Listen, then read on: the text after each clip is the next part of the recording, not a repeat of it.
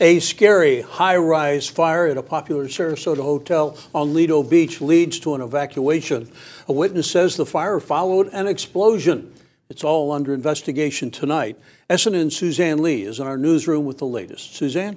Yeah, John, when we arrived there, it was about 9:45 this morning, and the Holiday Inn had already been evacuated and the fire was out. It started with a loud bang, according to one witness who was from Tampa. He just so happened to be walking along the beach. Just after 9:30 Tuesday, a loud bang was heard from room 608 at the Holiday Inn Lido Beach. Witness Daniel Sperry of Tampa says he was walking on the beach at the time when he heard the explosion. Walking down the beach and I heard a loud bang. It sounded like a big explosion, and when I turned and looked, there was just smoke billowing out the upper window of the hotel, just like a ton just pouring out. Sarasota Fire Captain Jerry Jensen says there are no injuries, and Lido fire crews were on the scene within 5 minutes. The initial stop was done by the sprinkler system within the building itself.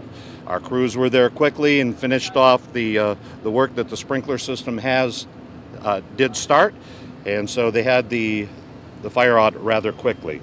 Sperry says he called 911 from the beach and then started documenting what he saw. Got a couple of pictures right when I heard the big bang. I called 911 and then just turned and snapped a couple of pictures of the hotel with the smoke coming out. And then when I got closer, as the smoke picked up, I took a couple more videos and pictures. The state fire marshal was called to investigate the cause. Captain Jensen says power has been turned off to the 6th floor and nearby rooms have damage. If you look up at the affected room where the smoke is at, either side of the affected room, those rooms will be closed off, and we won't be able to have folks back in there. There was some smoke damage to the hallways also. There was an International Police Chief Association meeting going on in the hotel at the time, which officials say was not related to the fire. Also, a possible meth lab has also been ruled out. The man staying in the room was out at the time. He's from Connecticut, and he's been staying in the room since January 1st.